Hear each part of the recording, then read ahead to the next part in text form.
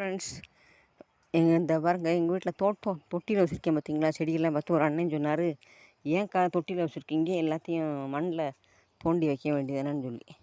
நான் சொன்னேன், தோண்டுறது யார், ஆள் கிடையாது நமக்கு. தோண்டுனாலும் உங்களுக்கு செடி வரமாட்டேங்குது, மண் வளம் இல்லாமல் போச்சு ஒன்று. அது செம்மண் அடிக்கணும்னு சொல்கிறாங்கன்னு சொல்லி சொன்னோடனே அவர் சொல்கிறாரு, அதெல்லாம் இல்லைக்கா, சும்மா இவ்வளோ இடத்துல செம்மண் அடிக்கணும்னா நிறைய ரூபா ஆகும். அது நல்லா தோண்டி 2 நாள் தண்ணி ஊற்றி ஊற விட்டு காய வச்சிங்கன்னா எந்த செடியை வச்சாலும் வரும் அப்படின்னு சொல்லி. நான் வச்சு பார்த்து தான் முடியாமல் இப்போ எல்லாத்தையும் அதோட இது பள்ளமான ஏரியாங்கிறதுனால ஒரு பெரிய மழை வந்துச்சுன்னு வச்சுக்கோங்க, தண்ணி தேங்கிச்சுன்னா அந்த செடி பட்டு அப்புறம் அழுகி போகும். இன்னொரு அழுகி போச்சுன்னா நான் அழுதுகிட்டு உட்காந்துக்கணும். அப்புறம் அதுக்கு அது வேறு யோசனை. இப்போ ஒவ்வொரு செடியும் வைக்கிறப்பையும் இந்த பாருங்க, இப்போ தென்னையோட வேறு வேறு இது பார்படாஸ் செடியும் அதுவும் வேறும் பக்கமாக இருக்கா. இப்போ ஒரு பெரிய தோப்பு, மாந்தோப்பு, தென்னந்தோப்பு தென்னைக்கு தேர ஓடங்கிற மாதிரி டிஸ்டன்ஸ் விட்டு வச்சுருப்பாங்க. நெல்லுக்கு நண்டோட, கரும்புக்கு ஏரோட, வாழைக்கு வண்டியோட, அந்த மாதிரி பயிர் பண்ணியிருப்பாங்க. இன்னும் அதை செஞ்சுக்கிட்டு இருக்காங்க. இப்போ நம்ம ஒரு செடிக்குன்னு தோன்றப்ப இன்னொரு செடியோட வேர் நம்ம அடிபடுது, இன்னொரு மரத்தோட வேர். இப்போ நம்ம அதை தோண்டி போட்டோம்னா அந்த இன்னொரு செடி பட்டு போயிடுமோ அப்படின்னு பயமாக இருக்குது. அதனால் டிஸ்டன்ஸ் ஜாஸ்தி இருக்க இடமா பார்த்து, வேர் இல்லாத இடமா பார்க்க வேண்டியிருக்கு.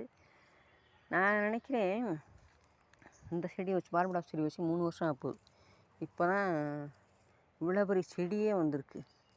அப்படின்னா இவங்களுக்கு அடியில் நம்ம ஃபேமிலியில் மியூச்சுவல் அண்டர்ஸ்டாண்டிங் எப்படி, ஒரு புதுசாக கல்யாணம் பண்ணி போனோம்னா மாமனார், மாமியார், நாத்தனார், அப்படி எல்லாம் சொந்தக்காரங்க, உறவுக்காரங்களுக்குள்ள மியூச்சுவல் அண்டர்ஸ்டாண்டிங் வந்த பிறகு தான் நம்மளுக்கு ஒரு ஃபேமிலி சந்தோஷமாகவே இருக்கும்.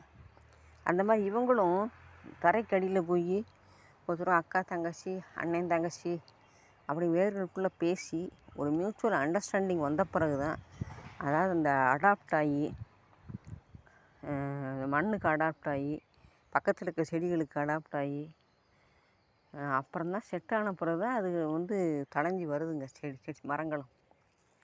அதனால் மியூச்சுவல் அண்டர்ஸ்டாண்டிங்கிறது நம்ம தொகுதி பங்கீடு மாதிரி அதுகளும் அடியில் வேர்கள்லாம் விடுறதுக்கு ஒன்று தனித்தனி இடம் விட்டு அப்படி வந்தால் தான் அது வருது.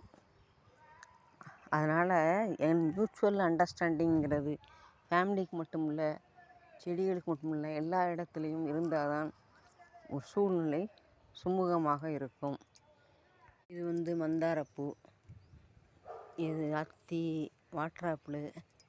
நான் பாருங்கள், இந்த தொட்டியில் வச்சுருக்கேன். அப்படி தான்